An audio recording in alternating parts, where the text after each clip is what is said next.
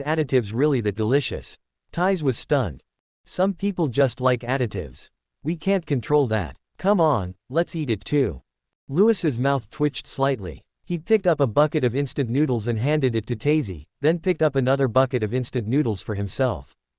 Just about to eat. Boom. In the distance, a deafening explosion sounded from the Palace of Gods of Destruction. Subscribe to Chinese Novel Audiobook YouTube channel. Chapter 12 Beerus Awakens. Tazy, who was eating instant noodles, was startled. What happened? Whis sped up and finished the whole bucket of instant noodles in a few seconds, not even a drop of noodle soup was left. Next second. Ah, Whis, you've been secretly eating good food behind my back again, haven't you? A purple figure flashed across the void. Beerus, wearing pajamas, flew directly from the Palace of Gods of Destruction to the lake. Tazy, eat quickly. Lewis's scalp was tingling. Who could have thought that this instant noodle had such a powerful power that it could actually wake up the sleeping Beerus? He quickly pushed Tazy away, saying, if you don't eat now, there will be nothing to eat later. Tazy was stunned. What happened? But she still listened to Lewis and quickly ate the instant noodles in her hand. Quote.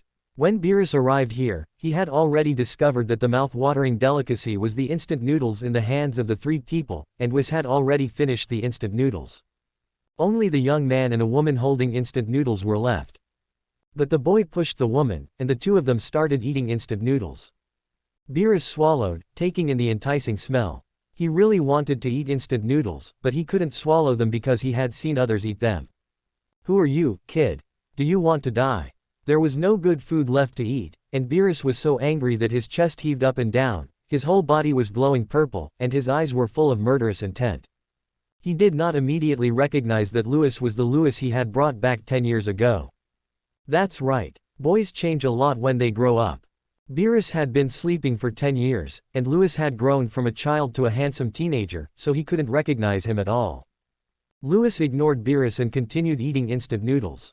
It turns out that the instant noodles in the Dragon Ball world were much more delicious than the instant noodles in his previous life. Tazy felt the destructive aura emanating from Beerus and was almost unable to breathe. This should be the gods of destruction mentioned by Lewis. So scary. I'm dying, help me. At this time, Lewis stood in front of Tazy with instant noodles in his hand. The terrifying pressure suddenly disappeared, and Tazy gasped for breath. Finally survived. Lewis said calmly, Lord Beerus, she is mine. Whis finished his instant noodles, a smile appeared on his face, and he watched the show on the side. Beerus clenched his fists, without even glancing at ties. He looked at Lewis and said coldly, "You are a rubbish king, how dare you steal food from my territory? Who gave you the courage? Steal something. This lazy guy hasn't recognized him yet." Lewis's forehead was crossed with 2 black lines. "Also, how can something in someone else's hand be yours? You might as well just say that everything in the 7th universe is yours." Forehead. It seems there is nothing wrong with saying this. Then let's fight. Lewis laughed, threw the instant noodles in his hand into the lake, and disappeared in an instant. Quote. Seeing the delicious food wasted, Beerus was furious. "You want to die, then I will grant you your wish." Boom. His whole body was shrouded in an aura of destruction, and wisps of purple lightning danced around him, attracting mysterious thunder from heaven and earth, and the light waves were extremely terrifying. Crash. Beerus also disappeared, and Tazy was trembling with fear. Is this the so-called gods of destruction? Whis waved his staff to protect Tazy, otherwise the aftermath of the fight between Beerus and the other person would kill Tazy, which would be funny. Sky. Swish. Swish. 2 figures were flying quickly. "Boy, haven't you eaten? You're so slow." Beerus suddenly appeared behind Lewis and said coldly, "Didn't you see whether I had eaten or not just now?" Court death. Beerus was really angry and didn't hold back at all. He gathered a basketball-sized destructive energy and smashed it onto Lewis, quickly enveloping him. Destructive energy will essentially destroy an object when it touches it. Beerus' attack is so terrifying that even if it touches the air, it makes a sizzling sound. "Bah, you dare to snatch food from me. You're going to die now." Beerus turned back confidently, destroying the other party, and felt better. However, "Lord Beerus, it is rude not to return the favor. You should take my blow as well." There was a laugh from behind. "What?" Beerus' pupils shrank sharply and he turned back quickly, only to see a fist-sized destructive energy coming towards him. Ouch, ouch, ouch. Beerus was hit by destructive energy, and the tingling sensation was unbelievable to him. That kid actually survived his attack, and the other party could also destroy energy. It must be fake. Sudden. A small figure flashed through Beerus' mind, and then an ethereal breath appeared in the sky, like the smell of nature. When I looked at Lewis again, there was a silver glow all over Lewis. The prototype of the state of freedom. This also confirmed Beerus's guess. Beerus smiled and said, "Good boy, I didn't expect you to grow so big." The only people who can ignore the attack of the strongest gods of destruction in Xeno universe, apart from the gods above angel level, are the heirs he adopted back then. Ha ha ha, Lord Beerus finally recognized me. Lewis laughed and said, "But you wanted to beat me up just now, and now I'm going to beat you back." As soon as the words fell, Lewis's figure flickered and danced in the sky. Beerus took a defensive posture. After all, the opponent was none other than the extremely special little guy from the past. It would be funny if you accidentally capsized in a ditch. Soon, a large number of destructive energy bombs fell from the sky like flowers from heaven, and Beerus in midair smashed one with one punch. Seeing that his prince tactics were not working, Lewis changed his attack method. Countless shadows appeared in the sky, and each shadow roared at Beerus like a prehistoric beast. Bang bang bang. Beerus would naturally not be fooled by the phantom and found Lewis's true self. The two of them were fighting in tight physical combat. One silver light and one purple light shot up into the sky, like 2 dragons emerging from the water, entangled and separated. Hit from the sky to the ground. Every collision will produce a terrifying aftermath. An overwhelming aura permeated the entire Gods of Destruction world, and the Gods of Destruction world began to disintegrate. Tazy, who was protected by Whis, could not see the details of the fight between the two, but she knew it must be a very fierce battle. "Whis, will Lewis be okay?" Tazy clenched her fists, her palms were sweaty from nervousness. Whis smiled, "It'll be fine. Lord Beerus is very strong, but he can't hurt Lewis. Not to mention Beerus, even I can't do any harm to Lewis." Of course, Whis didn't say this, he just kept watching the two fighting. Don't be fooled by the amazing battle scenes. In fact, these images were not created by Lewis, but were all created by Beerus with all his strength. Because Beerus knew that even if he used all his strength, Lewis would not die. Lewis is still too weak. His power was like that of an ant in front of Beerus, and had no effect on Beerus at all. Even after entering the prototype state of freedom, he was still crushed by Beerus. Question mark. Suddenly, Whis looked up at the sky with wide eyes. Something was changing in Lewis above. I saw the aura on Lewis's body turned golden, and a voice came from the sky. Master Beerus, watch the next transformation. Chapter 13 Ties settles in the world of gods of destruction. Ah! In the sky, Lewis clenched his fists, and the silver light on his body disappeared, replaced by a golden light. Veins were exposed on Lewis's forehead, and his roars were getting louder and louder. Boom! Mountains collapsed and the earth cracked. A golden light shot up into the sky. And Lewis's hair instantly turned golden. Super Saiyan. The combat power also increased from 1 billion to 50 billion. Good boy, what kind of transformation is this? Ha ha, ha ha. Lewis flew in the air, gasping for air, and said, this is a special transformation of our Saiyan clan, called Super Saiyan. Super Saiyan. Beerus suddenly remembered a scene in his dream. It seemed that he would meet a very strong opponent in the future, named Super Saiyan God. But, Beerus looked at Lewis and frowned, boy, is this your greatest power? Yes. Even though Lewis's strength increased 50 times, it was still not enough. In the Super Anime, 100 billion combat power should be about the same as Son Goku's combat power when he first encountered Beerus on King Kai's planet. Son Goku challenged Beerus but was crushed to the ground by Beerus with just one finger. In Beerus' opinion, Lewis is still too weak now. Lewis, in just 10 years, you have broken through to the realm of the king, your strength has also been greatly improved, and you have the prototype of the realm of freedom. Your talent is really strong, but you are still too weak now. You should practice for a few more years, forget it now. Beerus shook his head and suggested not to continue fighting, because if he continued to fight, his gods of destruction world would be completely collapsed. At this time, magma was spewing everywhere in the gods of destruction world, and the pungent smell of sulfur filled the entire gods of destruction world. The scene looked like the end of the world. In a little while, 2 minutes would pass, and Whis would not be able to restore the gods of destruction world to its original state. Lord Beerus, take my last punch.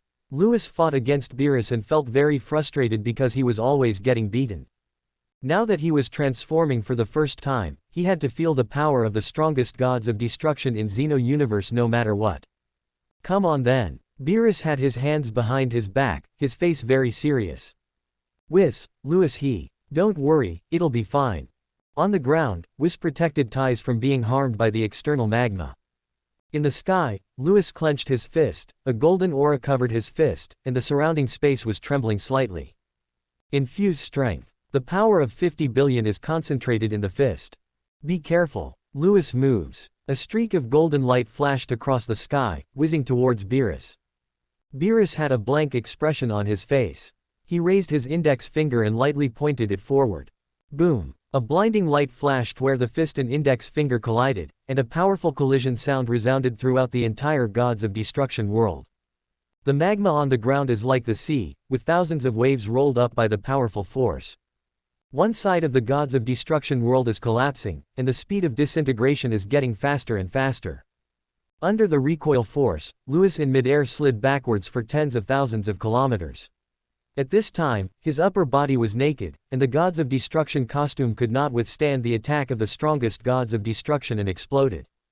The reason why Lewis was not injured was naturally due to the effect of immunity. Too strong. Lewis swallowed his saliva, and then he realized that no matter how hard he tried, he couldn't move Beerus at all. Soon, the gods of destruction world was restored to its original state after Whis reversed time. When Ties saw this shocking time travel, she couldn't help but look at Whis. It seemed that Whis was even more terrifying than the two gods of destruction. By the lake, the battle between Lewis and Beerus was over, and 2 more buckets of instant noodles were placed on the table. Beerus sat on the chair, watching the bubbles and swallowing his saliva. Whis wasn't much better. His eyes lit up as he stared at the instant noodles on the table, wishing that the 2 minutes would pass quickly so that he could eat the instant noodles again. Lewis's embarrassed look had disappeared, and he looked at Beerus and said jokingly, Lord Beerus, this is the instant noodles that Tazy brought. Can she live in the world of gods of destruction? I will be angry with anyone who dares to chase Tazy away. Beerus didn't look at Lewis, staring at the instant noodles. Lewis glanced at Whis, as if to say, see, Lord Beerus won't object to this. Whis rolled his eyes. With such delicious food here, not to mention that Lord Beerus won't object, even if he objects, I will beat him until he doesn't object. Hey, Tazy, how do you thank me? Louis got Beerus's consent and looked at Ties proudly again. Tazy covered her mouth and laughed. Lord Louis is the most handsome and the best. That's it, that's it. Louis raised his head with an expression of enjoyment, and the tail behind his butt was almost up to the sky. By the way, as a condition for protecting you, we will leave our future meals to you. Of course, when I go out on a mission, I will also take you out to look for material for the novel, so you can rest assured about that. Good. Tazy breathed a sigh of relief, her future safety was finally guaranteed. 2 minutes later, Beerus and Whis were eating instant noodles. Whis has eaten it once and still can't help but exclaim that this instant noodles is so delicious. Beerus was almost in tears because it was his first time eating this. What kind of pig food had he eaten before? After a while, when the two of them had eaten and drunk their fill, Louis asked, Lord Beerus, how much strength do I need now to reach the realm of God? Beerus lay on the recliner, drinking the drink brought out by Ties, and said thoughtfully. The difference between mortals and gods lies in the dimension. Although you have broken through to the level of the King of Realms, if you really want to be serious, you are still at the level of mortals. It is still difficult for mortals to fight against the gods of destruction with strength alone. Because the power of the gods of destruction is full of divine aura, it is not something that ordinary mortals can resist. Beerus looked at Louis and said, but there are exceptions. It seems that there is a guy named Jiren in the 11th universe. He seems to be able to fight against the gods of destruction with a mortal body. Louis, if you want to fight me, you have to improve your Super Saiyan state by at least 100,000 times before you are qualified to fight me. 100,000 times. Louis was stunned. The Super Saiyan 3 transformation only increased the power by 400 times. If it was based on 1 billion and then increased by another 100,000 times, how much combat power would that be? And this is just the qualification to touch it. Louis, in the eyes of the gods of destruction, combat prowess is no longer a measure of strength. Whis saw Louis's confusion and said, the dimensions are divided into Hades, King of the Realm, gods, angels. Power is divided into mortal, divine, angel. The god realm is divided into 5 levels. Lord Beerus is at the 5th level. As for the gods of destruction in other universes, except for Quitella from the 4th universe who has just reached the 5th level, the rest are at the 4th level of the god realm. At this time, Tazy on the side said in shock, wow, isn't Lord Beerus the most powerful gods of destruction? That's it. Beerus' vanity was greatly satisfied when he heard Ty's exclamation. No wonder this kid Louis asked her to stay, it turns out she is so good at talking. Not bad, not bad. Louis was speechless, and then said, Whis, then how can I break through to the realm of God? Whis said, if you want to break through to the divine realm, there are 2 ways. First, as Lord Beerus just said, there are people in the 11th universe who can fight against the gods of destruction with mortal strength. This is because the other party has cultivated mortal strength to the extreme. From what I know, the guy named Jiren, his mortal strength should be a little stronger than the 4th level of the god realm. Whis looked at the shocked expressions of Louis and Ties, and continued, the second method is to cultivate the dimension and cultivate the dimension to the level of gods. In this way, one's own power will undergo a qualitative change, from mortal power to divine power. The power of the gods cannot be sensed by mortals, and the strength of the gods is also beyond the reach of mortals. Like Asin, he is obviously just a creator god, and his own power is not very strong, but Asin's dimension is the god level, and his power is also the power of God, so he is stronger than Frieza. When Louis heard this, he suddenly realized, I understand, is it true that under the same power, the power of gods will be stronger than that of mortals? That is to say, based on my current combat power of 1 billion, if the mortal power in my body is transformed into divine power, can I break through to the divine realm? Haha, that's what I mean, but your 1 billion combat power is not enough. So if you want to break through your power to the divine realm, you should cultivate your dimension to the divine level as soon as possible. Whis smiled, and suddenly his expression turned serious. By the way, Louis, the transformation you just used was actually wrong. Don't use this transformation anymore in the future. Before Louis could speak, Tazy said, why? Louis's golden hair looks so good after the transformation. Teus, you don't understand. It takes a lot of energy for Louis to maintain that state, and it also puts a huge burden on his body. The moment Whis saw Louis transform into a Super Saiyan, he realized the drawbacks. Beerus put down the drink in his hand and said, Louis, Whis is right. Only when you are strong yourself can you be truly strong. Your transformation path is wrong. Give it up. Is it really wrong? Lewis remembered the perfect state in the original work, Super Saiyan 4. No, this is a transformation unique to our Saiyan clan.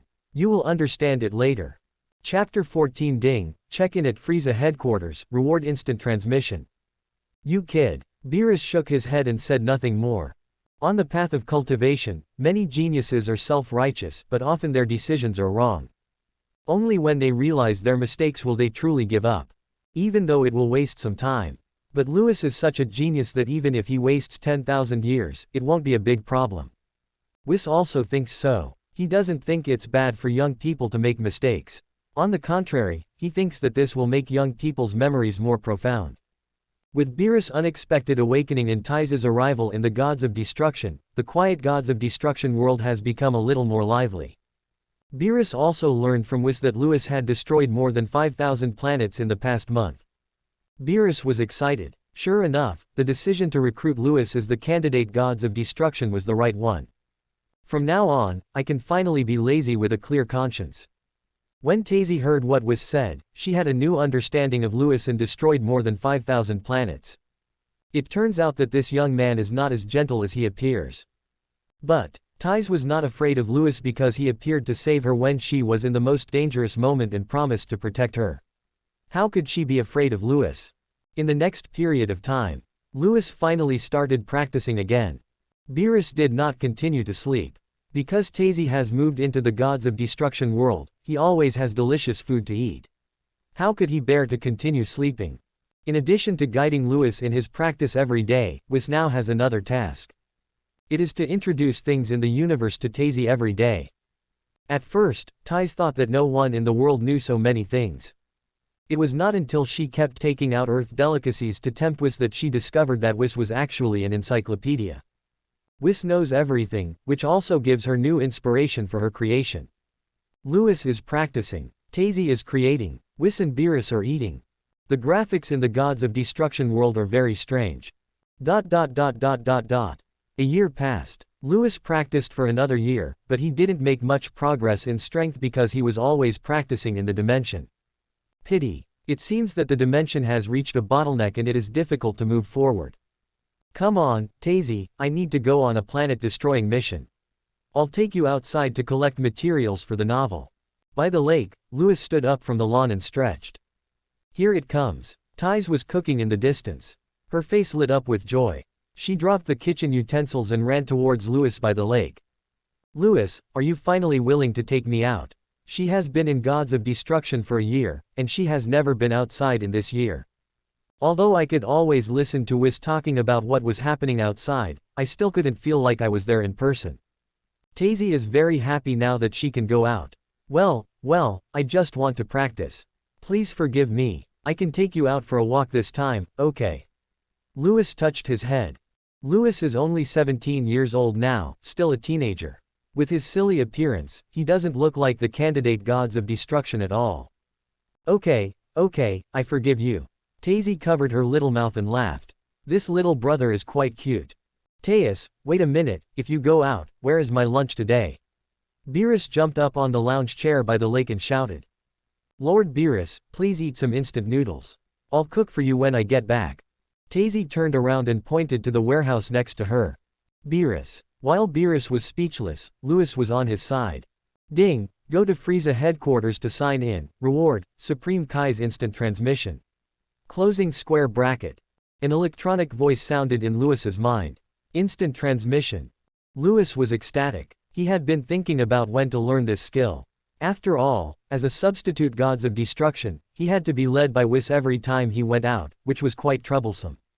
In addition to traveling, instant transmission can also play a huge role in combat. This is a magical skill for escaping quickly. What you need will come to you. Whis, take us to Frieza headquarters, and you won't have to worry about anything after this. Lewis quickly looked at Whis. Good. Whis didn't ask why and took Lewis and Tazy away from the Gods of Destruction world. Northern Galaxy, Frieza headquarters. Whis brought Lewis and the other person here and then returned to the Gods of Destruction world.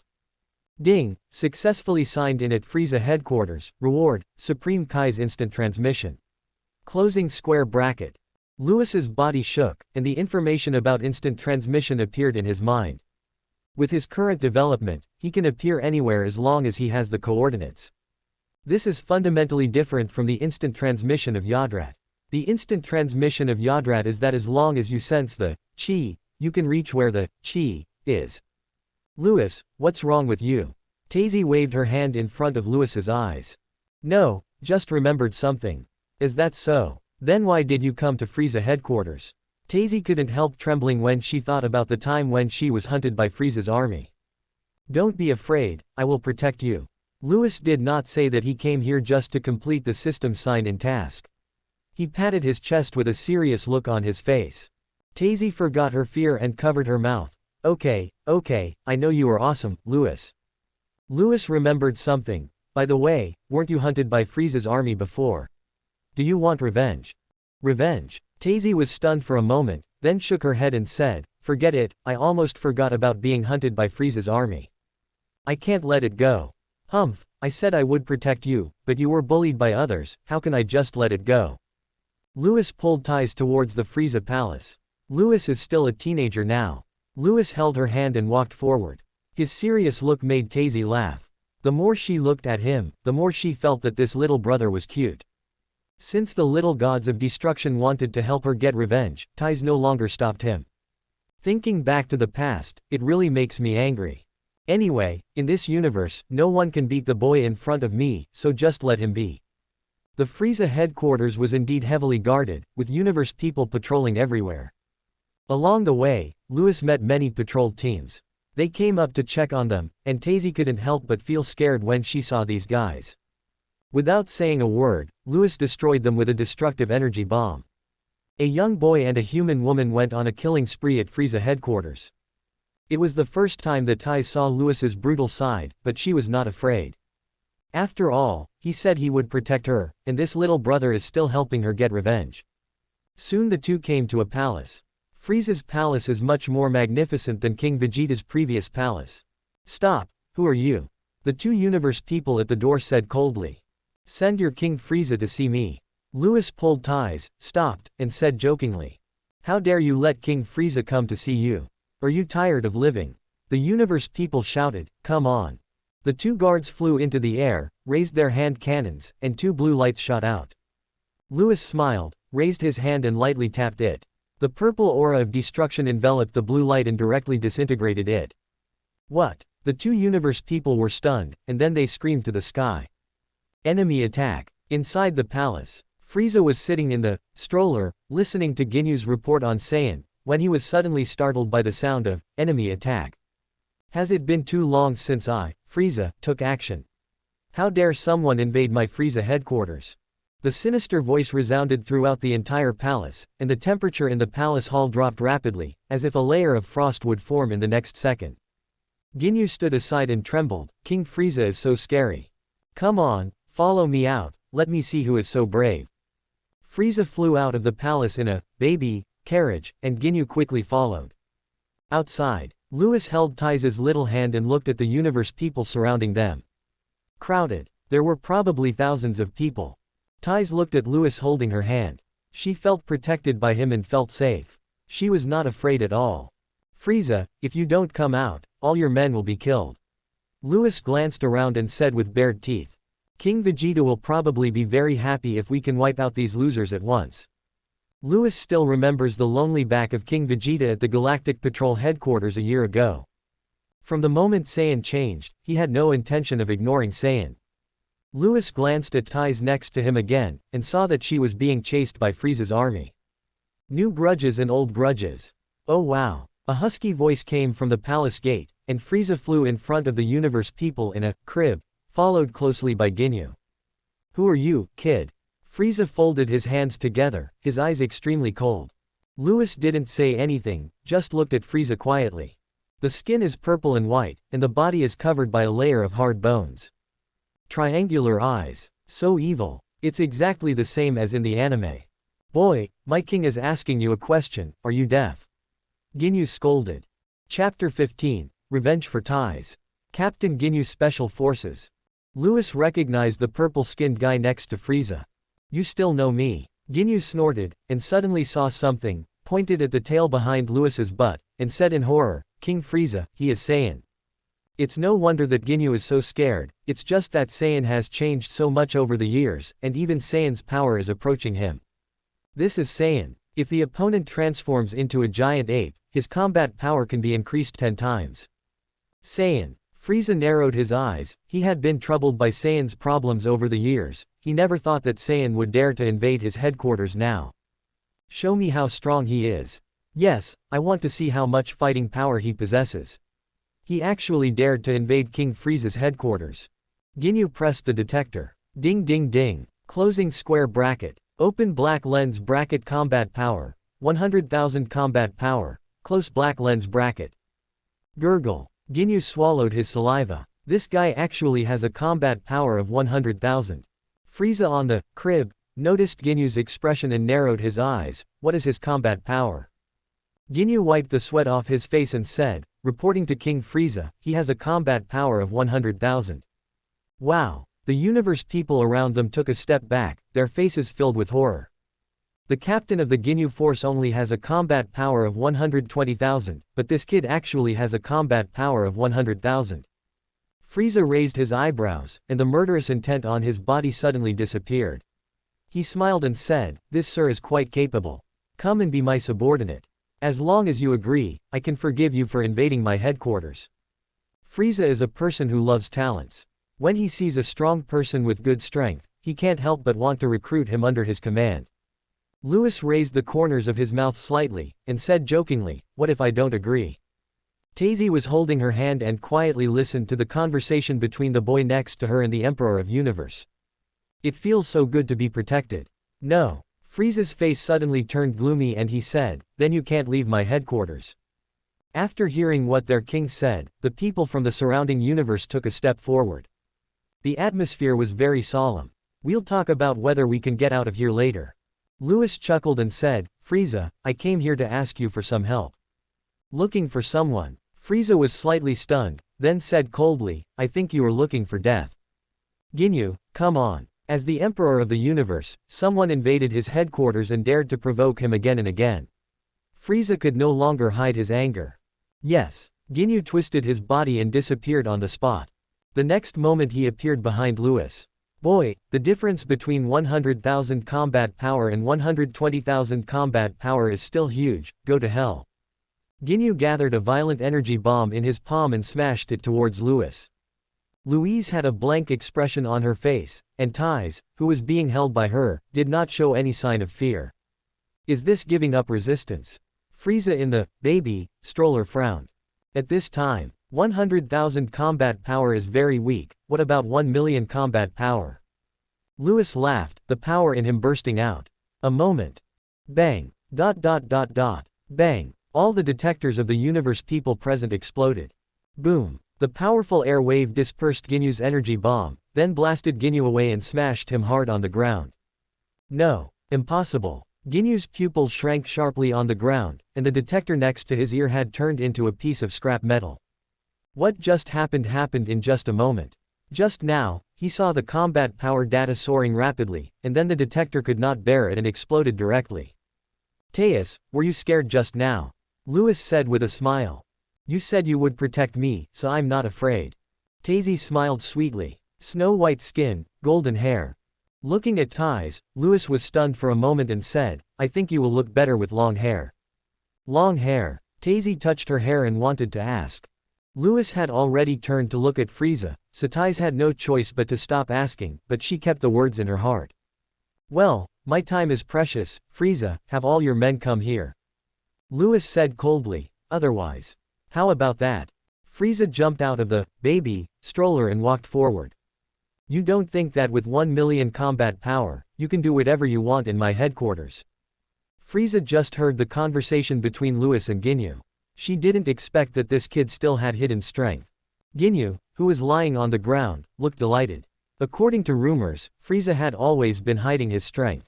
Is this really true? Thais, do you remember who was chasing you? Louis asked with his head tilted, ignoring Frieza who was walking over. Tazy thought for a moment and said, "It seems to be a gang called Chuyi." Chuyi. Louis frowned, it seemed like Vegeta killed this rubbish in the anime. "Boy, you're looking for death." Frieza, who was walking over, was furious. He was actually ignored by a man with only 1,000,000 combat power. Frieza prepares to unlock his transformation. Louis suddenly disappeared beside Ties, appeared in front of Frieza, and kneed Frieza in the abdomen. Bang! Frieza flies out. Vomit. Frieza crawled on the ground, blood spurting out of his mouth. Everyone present was stunned, it must be fake. This is the Universe Emperor Frieza, and he was beaten to the point of vomiting blood by a stranger. "Ah, you succeeded in angering me, I will kill you." Fuli stood up and SZA roared hysterically, the power in him exploding. The first stage of transformation has been unlocked. At this time, Frieza changed his form and became burly, looking very much like King Cold. The strength broke through to over 1,000,000. The people from universe present were all pleasantly surprised that their king also had hidden strength. Nonsense. Louis appeared in front of Frieza the next second and punched him. Boom. The terrifying force broke all of Frieza's teeth. Puff. Broken teeth and blood mixed together and sprayed into the air. Ah. Frieza was thrown sideways and crawled on the ground helplessly. How could this happen? Why couldn't he beat the other party even though they both had a combat power of 1,000,000? Frieza, look at what this is. Louis' instant transmission appeared in front of Frieza, grabbed Frieza's head with one hand, and lifted him up. The other one condensed a destructive energy bomb. The atmosphere of destruction is sweeping across the entire Frieza headquarters. The wind is howling, lightning and thunder. The universe people surrounding them were instantly thrown to the ground, their souls trembling. Po! Gods of destruction. The destructive energy was before his eyes, Frieza's pupils shrank sharply, and his whole body was shaking from the bottom of his heart. He recognized this power. It is the power of gods of destruction. Who is this Saiyan? Isn't Beerus the gods of destruction in the 7th universe? Why would this person in front of me destroy the power? Humph, let Chuyi come over. Louis threw Frieza aside as if he was throwing away garbage, and the destructive energy in his hand dissipated. Yes, yes, yes. Frieza gnashed his teeth, feeling humiliated and eroding his heart, but because he didn't know the identity of the man in front of him, he didn't dare to complain. Get up from the ground. Let Chuyi come to me. Frieza yelled at his men. Ginyu quickly used the communication equipment to ask Chuyi to come to Frieza Palace quickly. Sir, who are you? Frieza wiped the blood from the corner of his mouth, walked forward carefully, bent over and asked. He looked terrified on the surface, but there was a hint of gloom in the depths of his eyes. Louis looked at Frieza, the corners of his mouth curled up slightly. Are you very unconvinced? Louis looked down at Frieza, with a hint of evil at the corner of his mouth, making him look very domineering. Ties covered her chest with her hands. Louis was so handsome. No, I don't dare. Frieza clenched his fists and could only speak against his will. Ha ha ha, you really are worthy of being the spokesperson for Beerus-sama, Frieza. You are very interesting. Louis laughed. A hint of doubt flashed in Frieza's eyes. Did this person know Beerus? According to what he said, that means Beerus is not dead yet. So the person in front of me can't be the new gods of destruction, but he can destroy energy. A flash of light flashed through Frieza's mind. Frieza asked weakly, this lord must be a disciple of Master Beerus. Oh, you actually guessed it. Greetings, Mr. Candidate Gods of Destruction. I didn't recognize you just now. Please forgive me. Frieza trembled in fear. Could it be that this candidate god of destruction saw his people being hunted and came here for revenge? Louis seemed to see through Frieza's heart and said, stop talking nonsense. I won't care about what happens between you and Saiyan. I'm only here to avenge Tazy. Tazy, who was standing next to him, looked at Louis closely, and a warm feeling ran through her heart.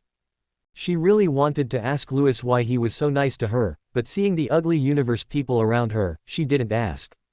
Louis didn't notice Tize's expression, he kept looking at Frieza. In fact, when he came to Frieza headquarters, in addition to completing the sign-in task, he also wanted to destroy Frieza and his group directly. But I think of Son Goku, Vegeta, and the Saiyan clan. How can they do it without some suffering? Maybe the Saiyan clan will produce more Super Saiyans under Frieza's pursuit. So Louis let Frieza and his group go. Frieza glanced at the woman next to Louis. Was he seeking revenge for her? Just to avenge her, why make such a big fuss? Frieza was furious, but acted cautiously. Mr. Candidate Gods of Destruction, are you saying that you don't care about Saiyan and me?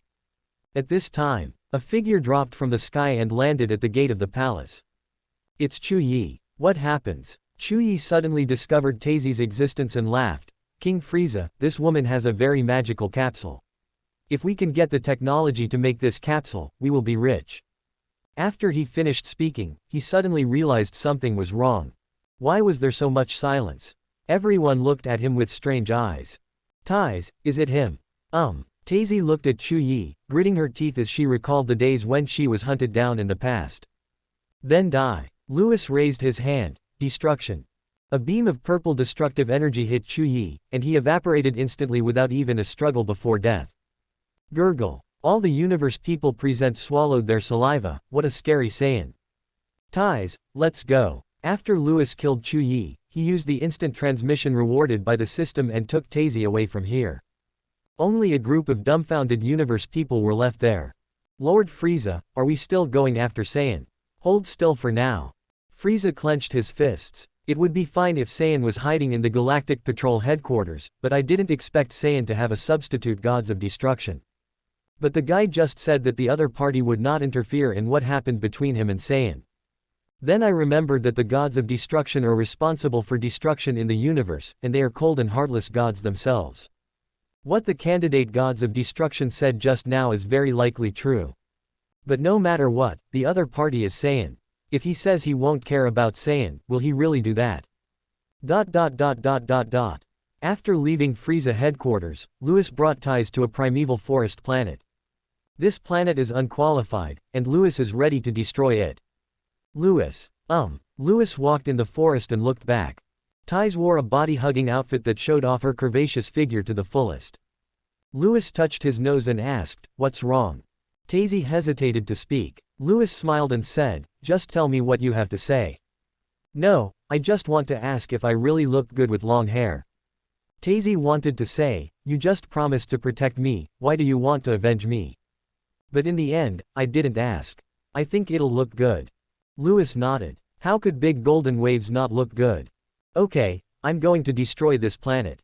Lewis threw a destructive energy ball to the ground, then pulled Tais and used instant transmission to leave.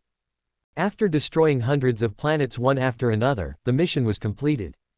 Lewis brought Tais back to the world of Gods of Destruction. Lewis entered into training again, while Tais was absent-minded after being brought back. Chapter 16 Vegeta invades Earth.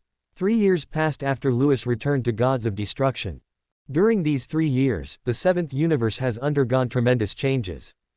Because Saiyan joined the Galactic Patrol grew stronger, and in the Northern Galaxy, the Frieza Corps began to be suppressed. The main reason is that Frieza's army is short of manpower. The strongest man under Frieza is Ginyu, who has only 120,000 combat power. Since the Saiyan clan joined the Galactic Patrol, for unknown reasons, their combat effectiveness has improved by leaps and bounds.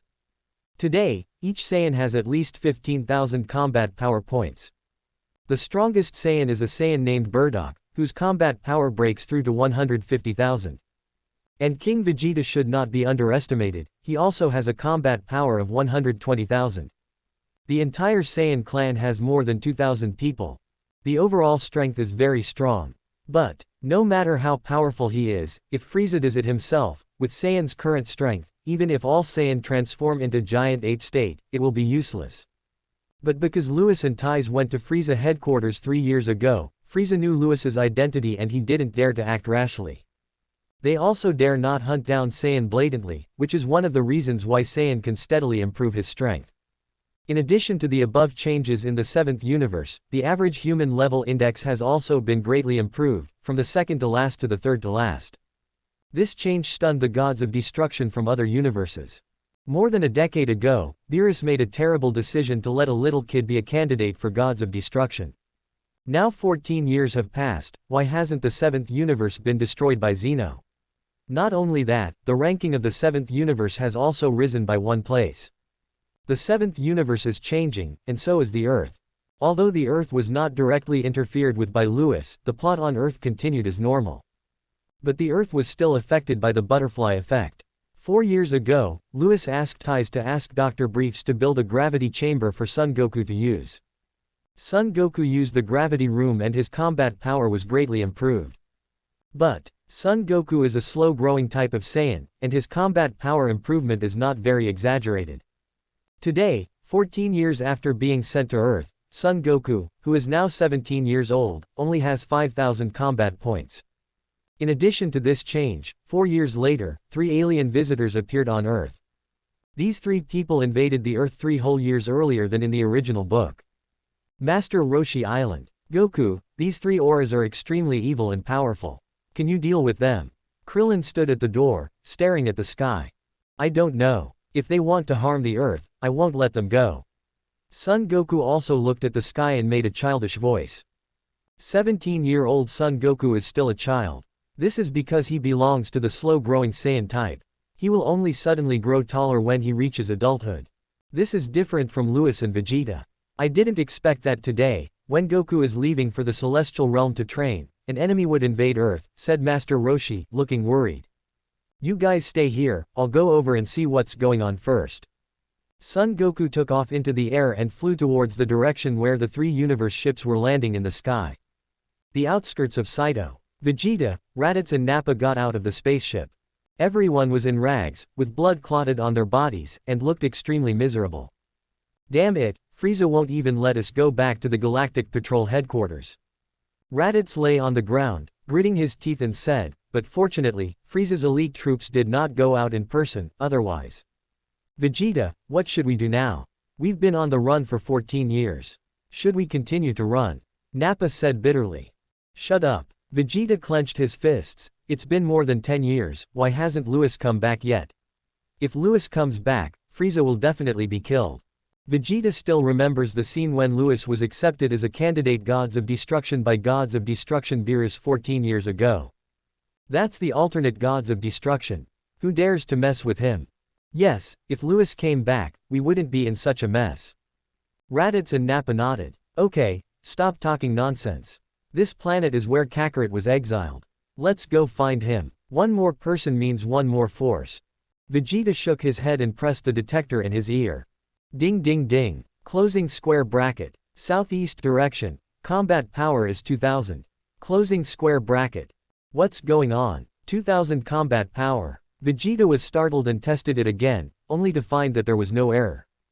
Vegeta, is this Kakarot's power? Why is he so strong for a low-level warrior? Nappa also took a test and was shocked. You know, the strongest of the 3 of them is Vegeta, with a combat power of 30,000. He has 8,000 combat power, while Raditz has 2,000 combat power. The data of these 3 people are much higher than the combat effectiveness of the invaders on Earth in my original work.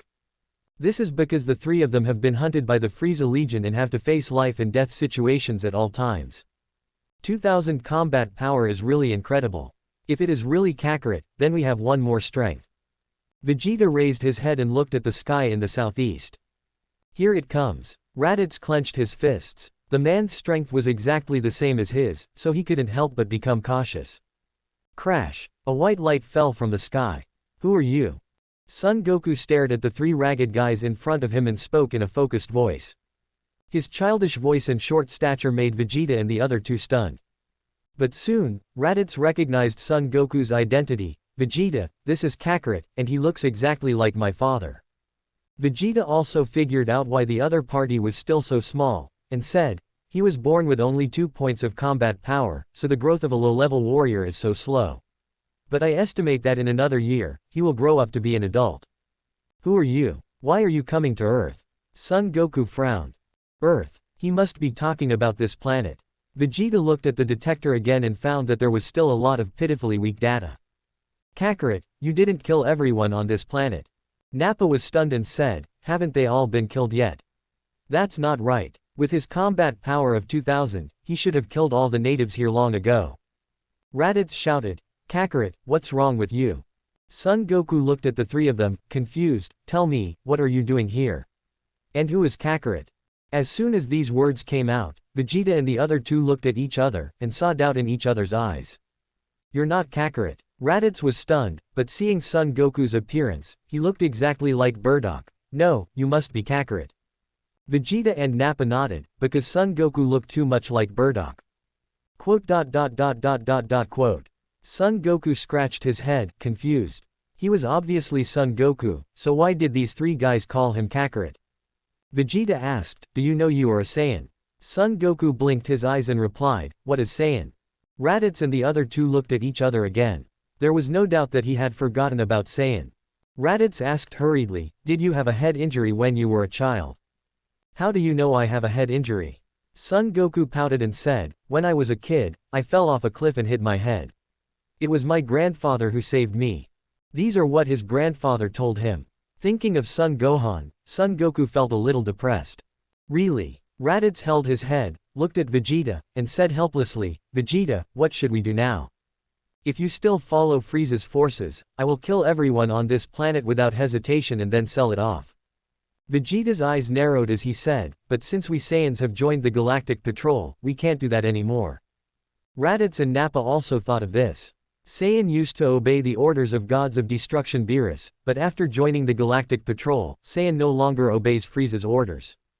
Today, Saiyan is more like a mercenary in the Silver Patrol, accepting missions issued by the Galactic Patrol headquarters every day and no longer burning, killing and looting.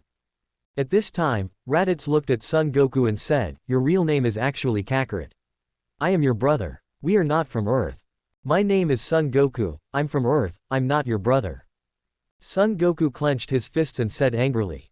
He is obviously from Earth, why do these people say he is not from Earth? Under the influence of anger, his hidden power began to leak out. Ding ding ding. Combat power, 3000. Combat power, 3500. ... Combat power, 5000. Son Goku's combat power soared all the way and finally stopped at 5000 combat power. Nappa's eyes widened. How is that possible? Raditz swallowed his saliva. It's fake. Isn't he a low-level warrior? Why is his strength stronger than that of a high-level warrior like me? Vegeta's eyes narrowed. This should be his original combat power. Before, it was only 2000 combat power, because he hid it. Vegeta saw through Son Goku's secret, stepped forward, and said, Saiyan never uses this kind of trick. This planet has something special. Obviously, Son Goku knows this hidden move and must have learned it on this planet. Kakarot, where did you learn this move?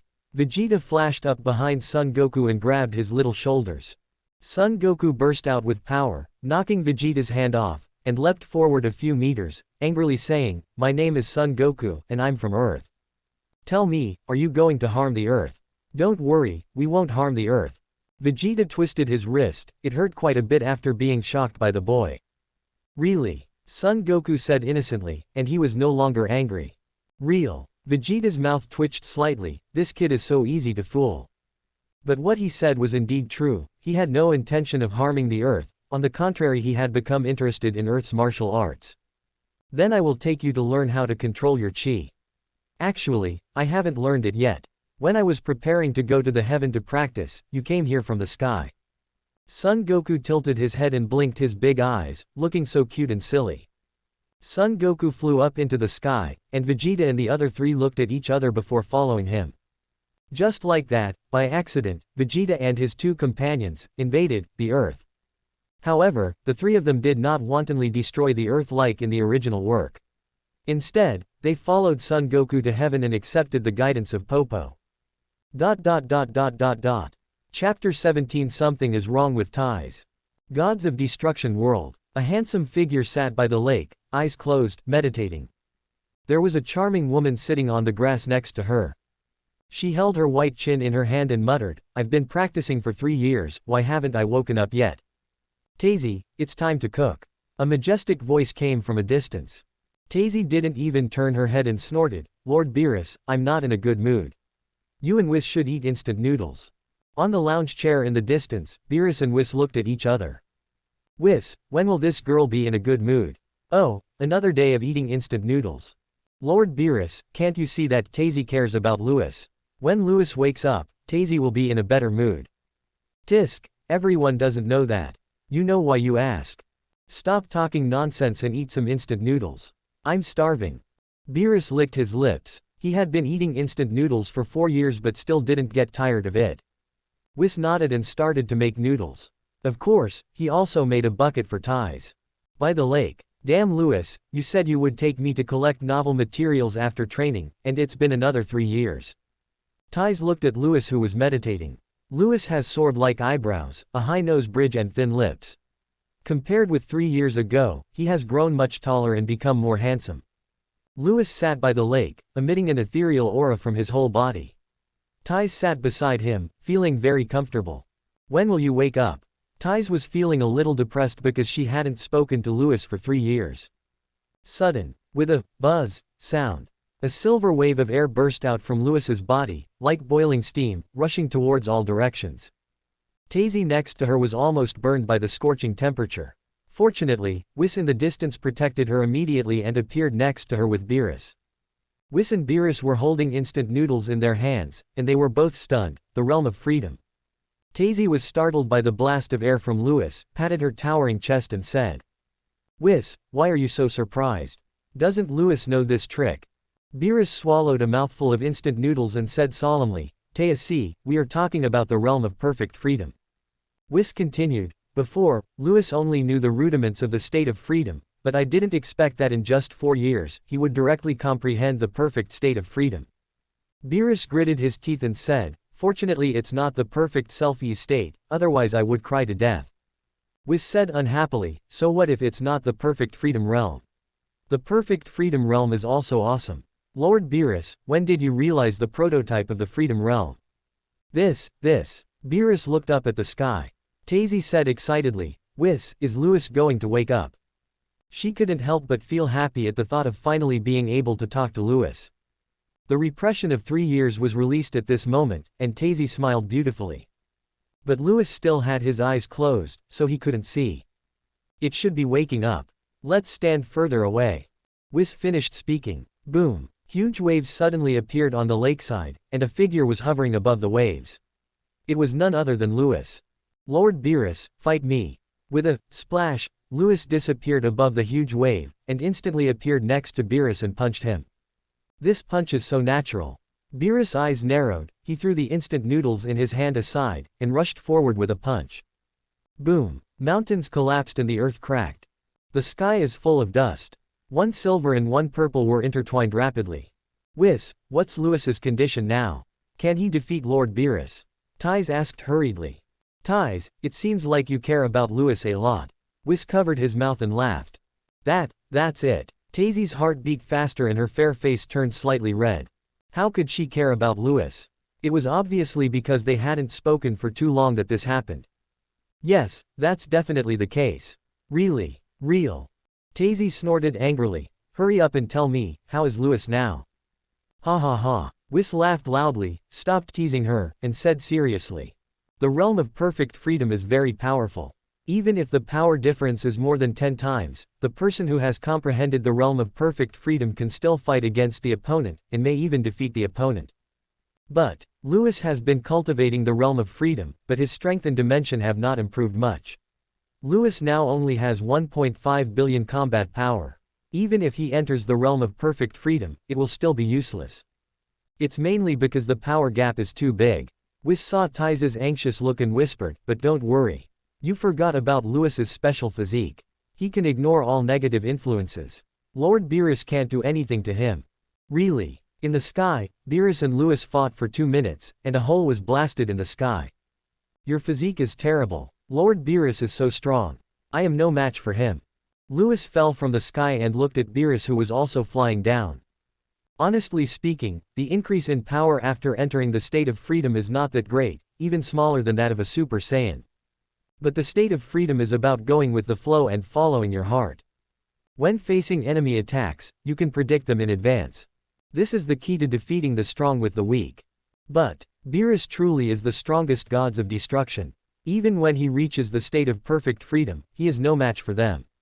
If your power breaks through to the divine realm, I'm afraid I'll be in trouble." Beerus folded his arms and said solemnly, "It's still early." Lewis shook his head. He looked at Whis and Ties and waved. "Whis, Ties, long time no see."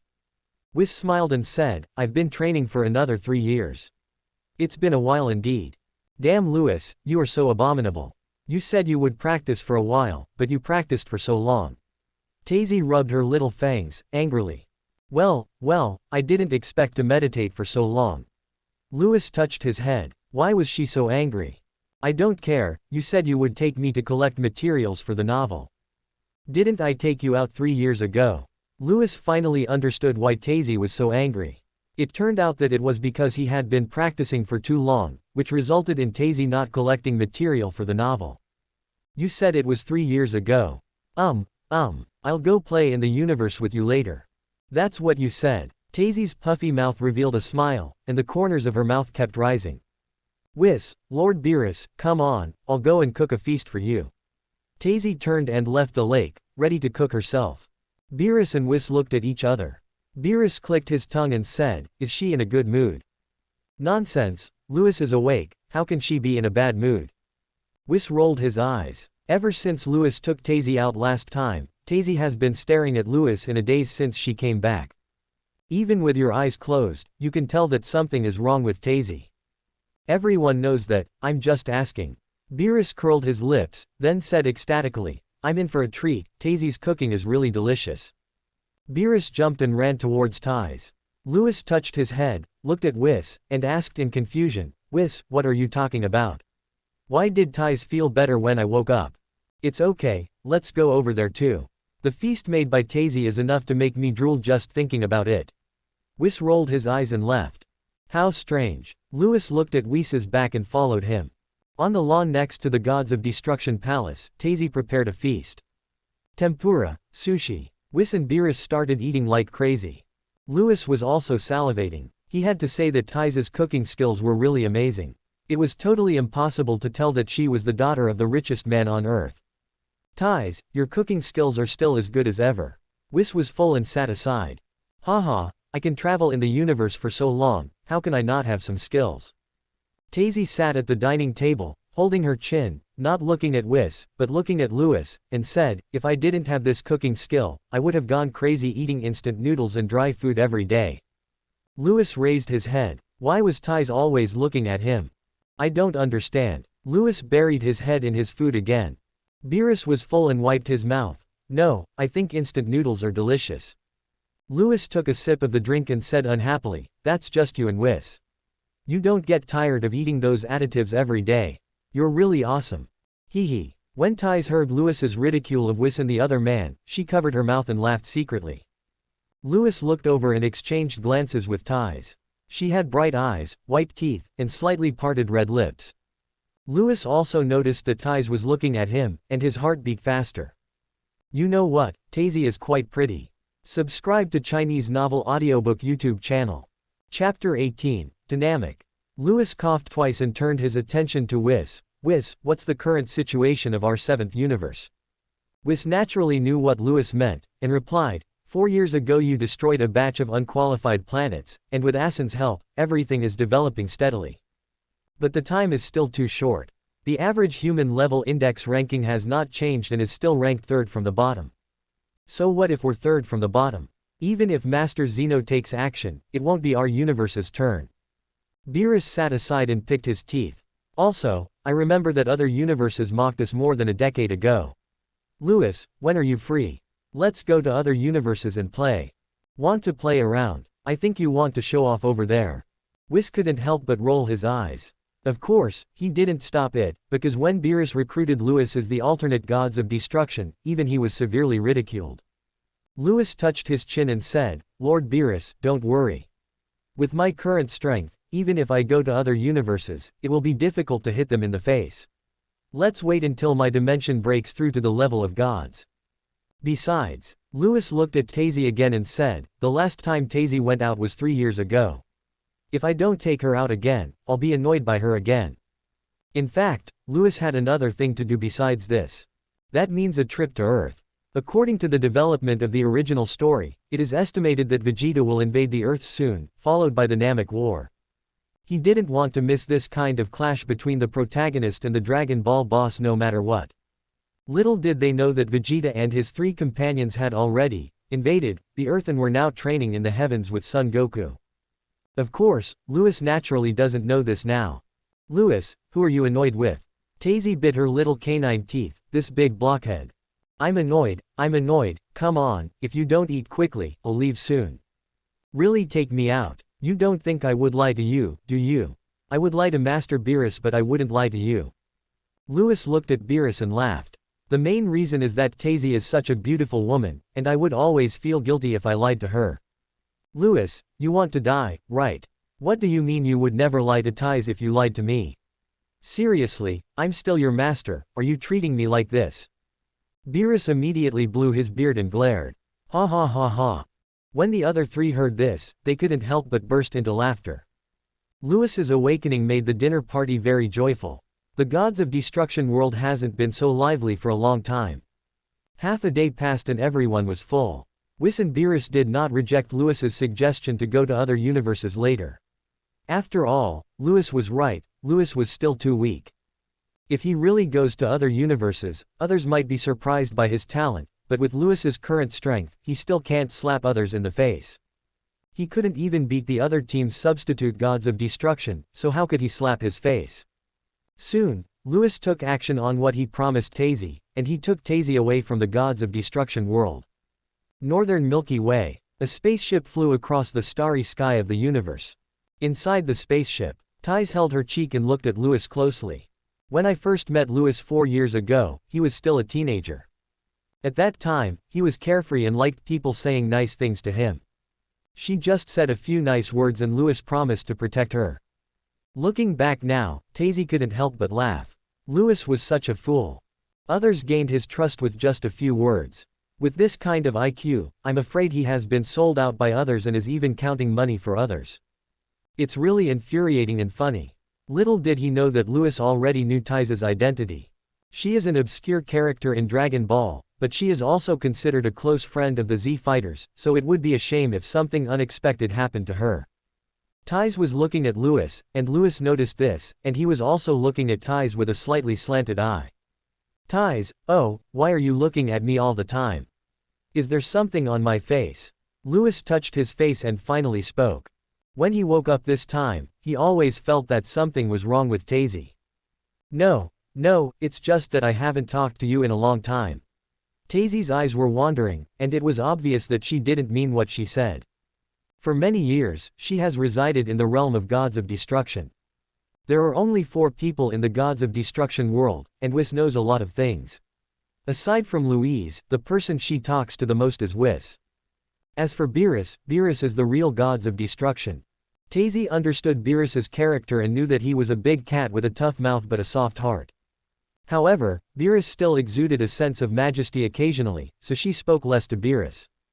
In the Gods of Destruction world, when Lewis was not practicing, he always accompanied her. Lewis talked very interestingly and often made her laugh. But when Louise was practicing, fewer people talked to her. Whis is too modest and respectful, Beerus is too majestic and solemn. Without Lewis's company, Tyze always felt like something was missing. While Lewis was practicing, she stayed with him. Tazy recalled the first time she went to the world of Gods of Destruction. Beerus wanted to attack her, but young Lewis said, "She is mine." Tazy touched her long hair again. It was 3 years ago when Lewis went to Frieza headquarters and said, "I think you would look good with long hair." So she grew her hair long. At this time, "Hey, Tazy, why do you have long hair?" Lewis realized this when he looked at Tyze. Tazy rolled her eyes and said unhappily, "I can stay if I want to. I don't need your consent. It was you who said I would look better with long hair. Now you ask this question." Tazy clenched her fists and wanted to punch Lewis. Unconsciously, her heart was occupied by a young man, and now the boy has grown into a handsome man. Tazy admitted that she was moved. But the guy opposite is a big blockhead. By the way, Lewis, where are we going now? Tyze changed the subject. She didn't know what Lewis thought of her, and she didn't dare to express her feelings. Lewis looked at Tyze's weird expression and felt that Tyze was very strange, but he still smiled and said, "I will take you to a more interesting planet now." "What's so fun about this? Have you ever heard of Dragon Ball?" "No." Tyze shook her head. Lewis smiled and explained, "Dragon Ball is a magical thing. It can make any wish come true." Lewis said the Dragon Ball function. "What? There is such a magical thing in the world. Summoning Shenron can make any wish come true, is this true?" "It's unrealistic to realize any wish." Lewis shook his head. Even with the Super Dragon Ball, it might not be possible to make any wish come true. Does it dare to say that it can destroy Xeno? Lewis continued, aren't you collecting material for your novel? I think Dragon Ball is a good material and can be written into your novel. Yes. Taisy's eyes lit up, and she unconsciously hugged Lewis's arm. Lewis, you are so smart. What you said really gave me an inspiration. Lewis looked down and saw his arm embedded between the two towering figures, soft. Trying to pull his arm out. However, he did not expect that Taisy was holding him so tightly that he could not pull it out without exerting force, but if he exerted force he was afraid of hurting Taisy. Lewis could only let her hold him, but his heart was beating wildly. Oh my god. Taisy, this is fatal. The speed of the spacecraft is not very fast. It takes 2 months to travel from the Gods of Destruction world to Namek. But along the way, the two stopped and walked, ate, drank and had fun in the universe, and Lewis destroyed some unqualified planets by the way. The single man and the single woman stayed together all the time. Especially Ties, she often, unintentionally, exposes herself, which makes Lewis's blood boil. There have also been some changes in the way the two get along. Half a year later, I finally arrived at Namek. Call. Call. The spaceship dropped from the sky, the hatch was opened, and Lewis flew out holding Ties. Ties pressed her little face against his chest and held Lewis's waist tightly with her hands. Lewis landed on the ground holding Taisy. Taisy had no intention of letting go of his hands, and Lewis kept holding her. Taisy is really beautiful, with fair skin and a graceful figure. Holding her is like holding a piece of delicious marshmallow. Soft, nice smell. After a while, Lewis's mouth was dry, and he felt a certain part awakening, so he quickly patted her on the back. Taisy, we're here. Are we there yet? Ties bit her little canine teeth, seeming very angry that Lewis had interrupted her hugging him. But she still got out of Lewis's arms. Wow, is this Namek? It's weird that the grass is blue. However, the environment here is quite good. Ties was wearing a white long dress and walking on the grass with her long legs. Lewis looked at her long, white legs and touched his nose. Namek has experienced a great climate disaster before. It took a lot of effort for the Namek people to recover to its current state. As Lewis spoke, a faint breath came from the sky. It looks like it has a combat power of about 20,000. Taisy noticed his expression. Lewis, what's wrong with you? Lewis smiled and said, it should be that the great Elder Namek knows that I am here. Elder Namek is a magical person. He seems to know many secret arts, and he is very likely to know the secret art of prophecy. They must have foreseen the arrival of him, the candidate gods of destruction, and that's why they sent people here. Lewis explained to Taisy about the great Elder Namek, and Taisy's little mouth opened into an O shape.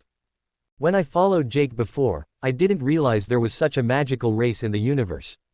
That's because you were on the run the whole time, so you didn't notice it.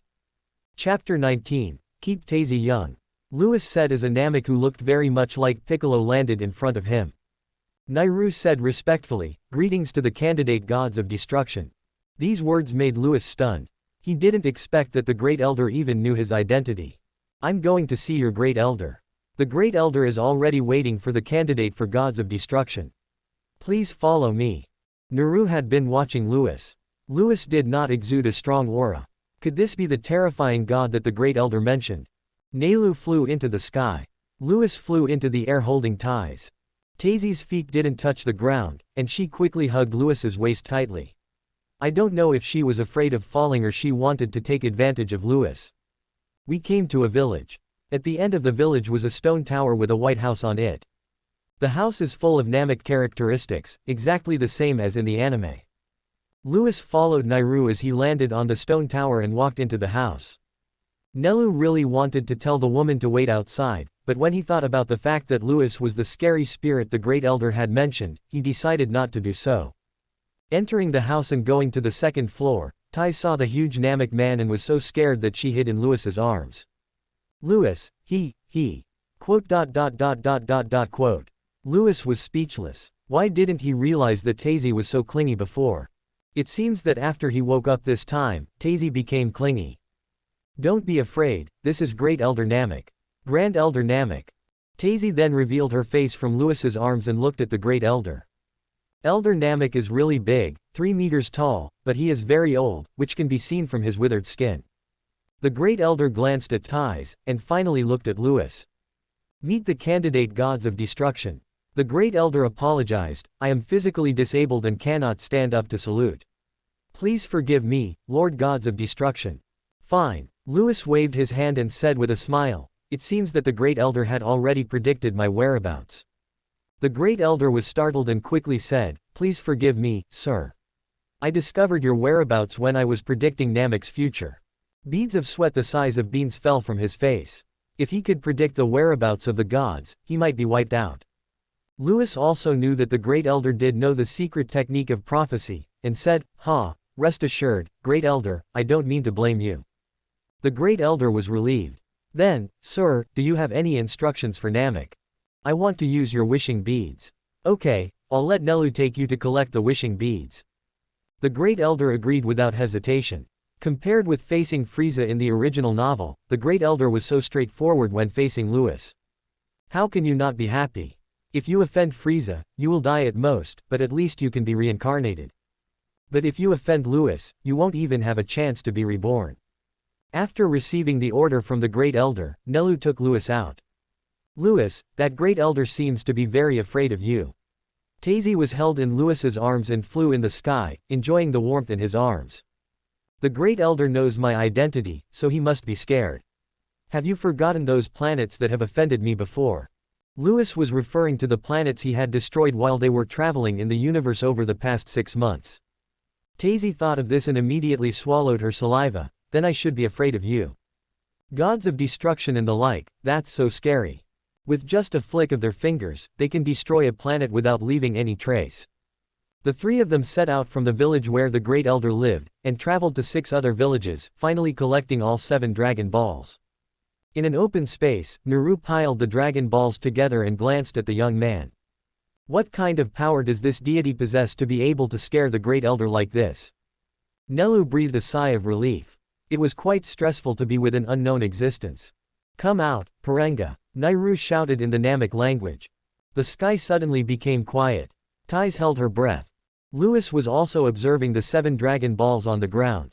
This was the first time he saw a Dragon Ball since he came to this world. I have to say, Namek's Dragon Ball is really big. Compared to the Dragon Ball which is as big as the Earth's fist, Namek is almost no different from a basketball. Of course, Namek can grant more wishes than Earth Dragon Ball. As Lewis thought about the pros and cons of Namek Dragon Ball in the original work. Boom! The sky is covered with dark clouds and thunder is rumbling. A thick golden light suddenly emerged from 7 huge Dragon Balls and shot up into the sky. Thunder and lightning. The dark sky suddenly became bright, and the golden light condensed into a body. This scene shocked Tais. Although Lewis had seen this kind of scene in anime, he was shocked to see it with his own eyes. Roar! A huge green western Shenron appeared in the sky. Tell me your wishes, I can make them come true no matter what they are. Hiss! Candidate! Candidate gods of destruction, why are you here? Balungia took out a handkerchief from somewhere and wiped the sweat from his face. Nalu's eyes widened. What the hell, even Shenron has to kowtow to this young man. Can't I be here? The corner of Lewis's mouth twitched slightly, and he wanted to say, Bolungia, where did you get this handkerchief? Seeing Shenron's flattering attitude, Tazy covered her mouth and smiled. This time, she and Lewis came out of the Gods of Destruction world and had seen too many such groveling scenes. No, I am Bolungia, and I have met the candidate Gods of Destruction. More and more beads of sweat appeared on Bolungia's face. Okay, stop talking nonsense and make my wish come true. Lewis spoke up. The first wish is for Saiyan to survive in the universe. After he knew that Saiyan had changed, he had no intention of stopping caring about the Saiyan clan. I rejected King Vegeta's request 4 years ago, so now I will do something for the Saiyan clan. Well, please say it again in Namek language, sir. Poronia became even more panicked. It would not be destroyed on the spot if it made a request to the candidate Gods of Destruction. But it really requires this step, otherwise it really cannot realize this wish. Lewis was slightly stunned by this request. He thought that Namek Shenron would recognize his identity and would be under pressure from his identity and would not need to use the Namek language to make a wish. It didn't happen. After a little thought, I figured out the key. These Shenron wishing methods have been fixed by Salama. Just like a program, no matter which conditional step is missing, the program will eventually fail to execute. Nelu on the side heard what Balunga said and quickly told the story in Namek language. Buzz. Balungia's eyes flashed red. Alternate gods of destruction, your wish has been granted. Lewis's body shook slightly, and he instantly realized that something had changed in his body. Saiyan will be able to change his breathing method in the universe later on, breathing through his own Kai. Once one's own Kai is consumed, one can no longer survive in the universe. Strictly speaking, this doesn't really count as being able to survive in the universe. But considering Namek Shenron's level, Lewis felt that it was good enough that his wish had come true like this. Sudden bang. The miraculous power in Lewis suddenly dissipated. Lewis was startled. Tazy asked in confusion, Lewis, what's wrong with you? Lewis waved his hand and smiled, it's okay. It turns out that immunity worked. Because of immunity, he can survive in the universe. The miraculous power bestowed upon him by Shenron changed the way he survived in the universe. This change still has its weaknesses. For Lewis, this desire has a negative impact on him. Immunity will naturally clear the miraculous power that Shenron bestowed on him. Please tell me your second wish, alternate gods of destruction. A second wish. Let me think about it. Lewis was suddenly stunned. It seemed as if he really had no wishes to make. Because he knew that Shenron's limitations were actually very large, and not every wish could be fulfilled. Immortality. Immortality. Regardless of whether Wave Wheel Plus can achieve these, after Lewis became the candidate gods of destruction, these are no longer a problem for him. In other words, no more wishes. Ties, do you have any wish? At this time, Lewis looked at Ties. Tazy didn't expect Lewis would still care about her, and smiled. No, just make the wish you want, don't consider mine. Lewis touched his chin, thought for a moment, and looked up at the wave in the sky. Let Tazy stay young forever. Chapter 20 Confession. Lewis's voice was very faint, but to Ties it sounded like thunder, striking directly into her heart. She covered her mouth, unable to believe her ears. After Naru finished speaking in the Namek language, Pulin's eyes glowed red again. Tazy suddenly felt that her skin became smooth and white, as if she had returned to the age of 18. Alternate gods of destruction, your second wish has been granted. Please tell me your third wish. You have no more wishes, just leave now. Lewis smacked his lips. He couldn't think of any other wishes. Okay, I'll take my leave now. Balungia breathed a sigh of relief, and immediately turned into a ray of light and disappeared into the sky. Your Excellency, alternate gods of destruction, I don't have any more instructions for you. I'll take my leave now. Nalu thought for a moment and spoke. Wait a minute, tell the Great Elder that Namek doesn't need to worry about the crisis he's about to encounter. Someone from my Saiyan clan will help. Boom. Nalu's body shook. Would Namek be in danger in the future? Thank you, gods of destruction candidate. When Nelu thought of the identity of the man in front of him, he was suddenly overjoyed. Even if a crisis does arise in the future, Namek will definitely be able to survive it safely with the promise of the alternate gods of destruction. Nilu left, leaving only Tazy, who was still in a daze, and Lewis with a funny look on his face. Lewis smiled and said, Teus, what's wrong with you? Tazy's nose felt sore and she looked at Lewis with red eyes. Why did you make this wish? You said that you wished to keep your youth forever. Can I say that I made this wish because I couldn't think of any other wishes? Lewis was teasing her. Tazy was originally very touched, but after hearing this, she snorted angrily. Lewis, you be asterisk asterisk asterisk asterisk asterisk D. Ha ha ha. Lewis came up, rubbed her little head, and said gently, the days of cultivation are too long, I want you to stay with me all the time. Boom. A strange feeling came over me and my emotions exploded. Tazy's eyes were filled with tears and she covered her mouth. Are you telling the truth? I'm not stupid, so how can I not see what's on your mind? Lewis reached out and gently wiped the tears from her face. Half a year ago, when he woke up, he found that something was wrong with Tazy, but he didn't think much of it at first. But when he accompanied her to travel in the universe, he found that Tazy became more and more clingy. Lewis was not stupid, so he could see what Tazy meant. He also found that he had started to care about her without knowing when. Every time he saw Ty's smile, he always felt very happy. Every time he saw Tazy frowning, he would also get annoyed. Then you like me. Tazy lowered her head and said timidly. Silly boy, didn't I tell you? I just want to be with you forever. Lewis held her in his arms and said solemnly, Teus, I like you. Louis, I like you too. Tazy smiled, and time seemed to stand still in this stunning smile. Tazy hugged Louis's waist, raised her head and smiled innocently. Louis, I'm so happy. Ha ha ha, I'm very happy too. I never thought that the flatterer I brought back that year would become my wife.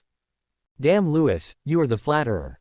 Tazy pouted and gently twisted Louis's waist, then said happily, Louis, then can I keep this appearance forever? Yes. Louis looked at Ties. She had delicate cheeks, long eyelashes, and her eyes blinked, making her look shy and cute. Although she is a mature big sister, she behaves like a girl. Tazy is so beautiful. Teus. Louis held her little face in his hands. Ties looked into his eyes and slowly closed her eyes. Half an hour later, Tazy's little face blushed and she touched her little mouth. Louis, it's all your fault. It's all swollen. You can't really blame me. Louis hugged Tazy tightly in his arms and whispered in her ear, it's all because Tazy is too charming. Tazy's heart was beating fast. Louis's sweet words were so lethal that her body went limp after hearing them. Tazy lowered her head, pinched the corner of her clothes and said shyly, Louis, you are breaking the rules. Louis clearly didn't know anything before, and he would blush out of embarrassment when she deliberately exposed her legs and bare to him. Now that the relationship has been confirmed, ugly Louis is like an old driver. Louis, were you pretending before? I obviously like you so much, can't you see it? Tazy pouted and snorted. I really didn't see it at first, but I slowly saw it later. Louis kissed her on the forehead. I never thought my Tazy would be so bold. Inside the spaceship, Tazy often ran out with a bath towel hanging on her body, which would fall to the ground from time to time. Thinking of that scene, Louis's heart started beating wildly. I'm not bold. I only act like this in front of you. She lowered her head, her whole face red like a ripe red apple.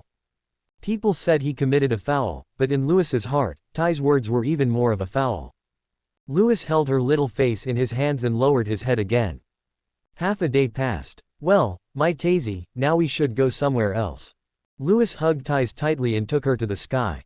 Finally, she had something to care about in this world. Being held in arms, Tazy felt very happy.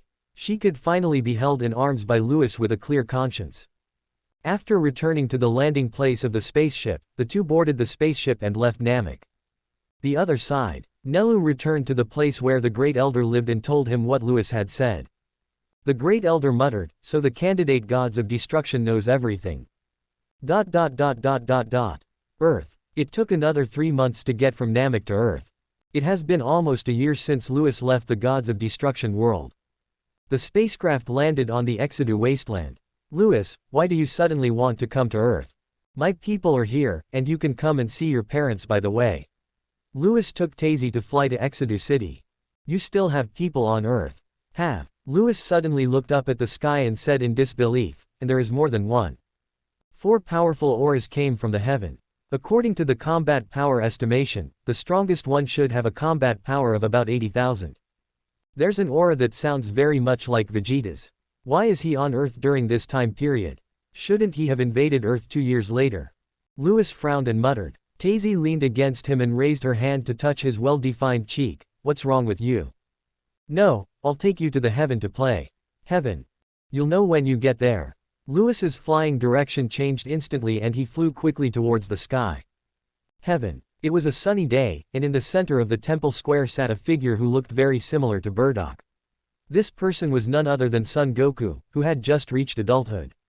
There are 4 gravity rooms nearby, 3 of which are occupied by people who are practicing in them. There was another Namek at the edge of the celestial realm. When he observed the lower realm, he suddenly became uneasy and broke out in a sweat. This pressure. What's going on? Getting stronger and stronger. Here it comes. Crash. A ray of light flew from the lower world and appeared in the heaven. A powerful gust of wind blew the gods to the ground. Who are you? The god was shocked. The other party's dimension was so high, could it be King Kai? The noise of the incoming people also woke up Son Goku, who was in the center of the temple square. Who are you? Son Goku got ready for fighting and looked at Louis and Ties. That's right. Kakarot is training in the heavens at this time. He will train there for another 2 years and then participate in the world's first martial arts tournament. After that, once Chi-Chi gets married and has son Gohan, it will be Vegeta's turn to invade the Earth. Louis looked at Son Goku and muttered to himself. Son Goku and the god looked at each other. What's wrong with this guy? Why doesn't he speak? Sudden. Kakarot, is Vegeta in there? Lewis pointed to the gravity room in the middle. What? Although Son Goku is still a bit nervous since he became an adult, he has matured mentally and knows his own life experience. He heard Lewis calling him Kakarot and blurted out, "Are you Saiyan?"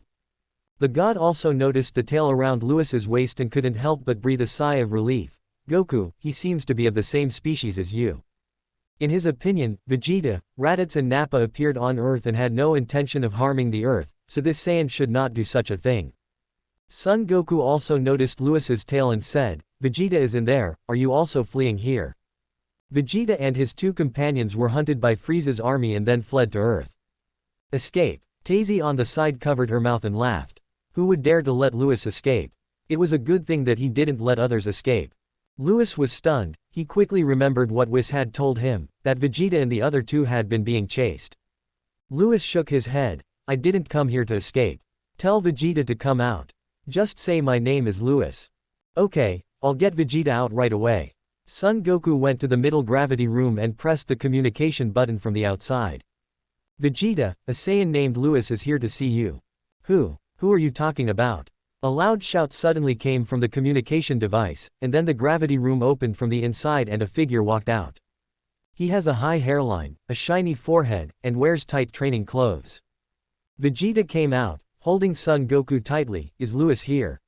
Where is he? Before Son Goku could speak, Lewis spoke up. Long time no see, Vegeta. Vegeta looked at the man behind Son Goku and his body shook. It was really Lewis. Lewis, you're finally back. Thank you for watching. Continue exploring the fascinating world of Chinese novels with us. Hit that subscribe button on Chinese Novel Audiobook to stay updated with our latest stories, and never miss out on a great listen.